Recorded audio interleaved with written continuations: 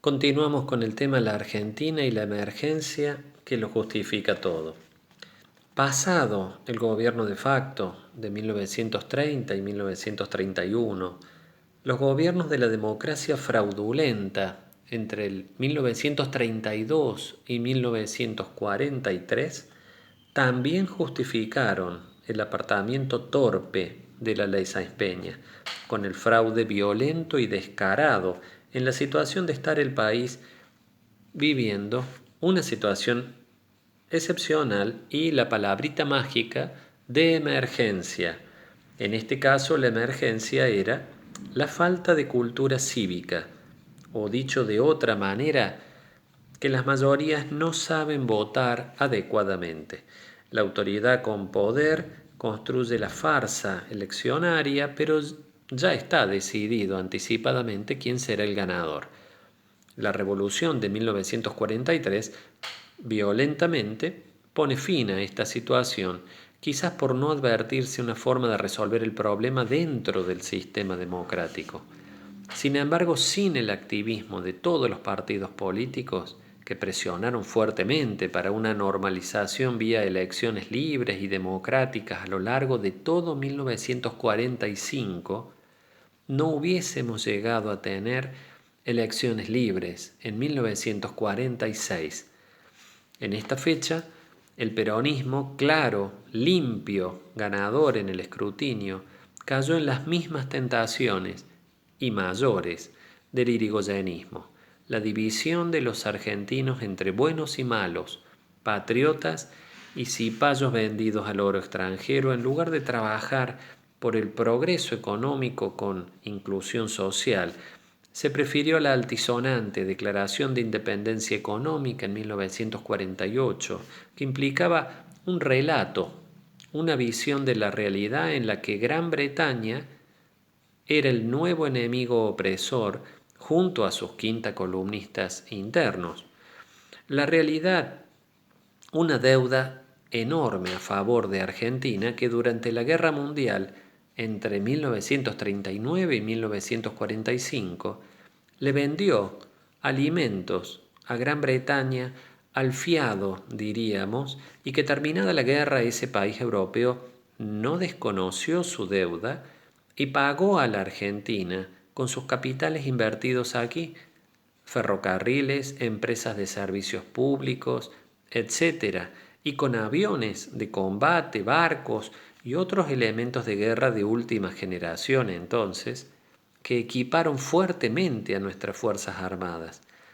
Dramatizar, presentando a Perón como un nuevo San Martín, especialmente en 1950, en el año del Libertador San Martín.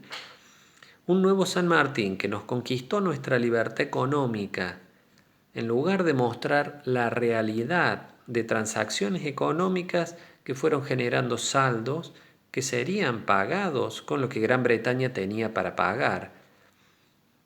Ese relato distorsionó por décadas nuestra visión de la relación de Argentina con el mundo. Argentina, si fuese una persona humana, individual, podríamos decir que adquirió y profundizó una suerte de síndrome de ansiedad generalizada, mezclada con actitudes paranoicas, ya que su dirigencia adquirió el hábito de ver amenazas en todo el mundo exterior, apurados todos por conquistarnos, apoyado por sus aliados locales, vendidos a su fondo de reptiles.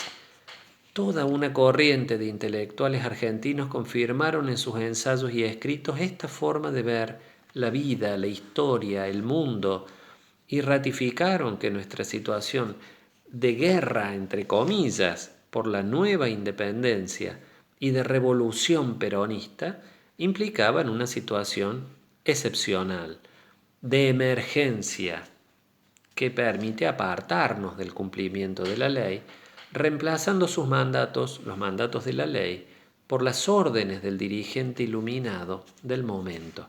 El iluminado no sería solo Perón, sino casi todos los que luego tuvieron una cuota de poder. La revolución de 1955, ante la asfixia progresiva a la cual Perón sometía a la democracia real, impidiendo a la oposición el acceso a medios de comunicación como la radio, limitando el papel de imprenta a los diarios independientes, torturando con picana eléctrica a comunistas y otros opositores, entre otros Félix Luna, encarcelando al jefe de la oposición, Ricardo Balbín. Ese golpe de Estado violento de 1955 nuevamente muestra la escalada de la no ley que fue ganando a la Argentina. El presidente de facto, Aramburu, condenando a muerte sin forma alguna de juicio previo a los participantes de una conspiración peronista dirigida por el general Valle, dio un paso más en la escalada de sometimiento a la voluntad de hombres en detrimento de someternos a la voluntad de la ley. El peronismo, en la clandestinidad, confirmó su visión conspirativa del mundo y, como una profecía autocumplida, se lanzó a la lucha armada, en un proceso que fue definido como de liberación nacional, en parangón con los ideales de la Cuba de Fidel Castro de 1959, idealizada, en consonancia con el proceso africano de descolonización e independencia. La élite antiperonista hizo dos intentos, con Frondizi en 1958, con Ilia en 1963, de retornar, al menos parcialmente, a la práctica democrática y llegar a la normalización institucional, pero se partía de una premisa que corrompía el intento desde su inicio, la idea de que las mayorías populares argentinas no saben votar adecuadamente. El peronismo era para este sector la viva prueba de eso y generó una variante menos torpe pero similar al fraude patriótico del periodo 1932-1943. Ahora se permitían elecciones libres, limpias, en las que el voto definía el nombre del presidente de la nación, pero con una salvedad importante. Estaba permitido votar a cualquiera, menos al peronismo y sus seguidores. Esta proscripción de las mayorías agudizó la idea peronista de la división del mundo en amigos y enemigos y profundizó la violencia política.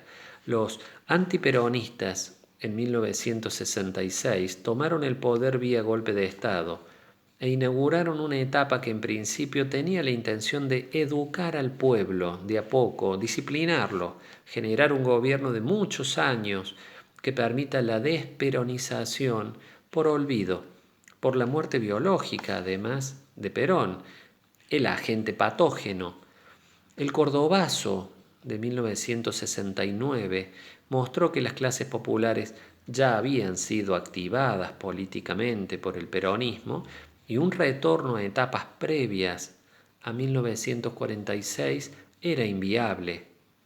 La violencia política, ahora más que nunca, permitía razonar en términos de emergencia nacional y situación excepcional. De nuevo la emergencia, por lo que el imperio de la ley era cero y la aspiración de muchos era someterse a los dictados de un hombre, siempre que fuera sano y prudente, como buscar una versión presente, en tiempo presente, de José de San Martín o Manuel Belgrano. Desplazado Onganía, Lanús se inicia un proceso de apertura democrática, apostando a esclarecer a la opinión pública y atreviéndose a enfrentar incluso con algún candidato presidencial propio a la omnipresente figura de Perón. Aquí nuevamente la enfermedad argentina y los juegos de poder y los vetos mutuos se agudizan. Perón decide que una cláusula bastante menor, secundaria, exigir la presencia en Argentina de los candidatos a la presidencia, lo proscribe y propone a Héctor Cámpora como su candidato a presidente, quien se había destacado muy especialmente antes de 1955 como el congresal peronista que más homenajes había propuesto para enaltecer y endiosar la figura de Perón y su esposa. El retorno de la normalidad institucional en Argentina no debió darse el 30 de octubre de 1983. Debió ocurrir en ese mes de marzo de 1973, pero las bacterias de la discordia empañaban la nueva esperanza que surgía.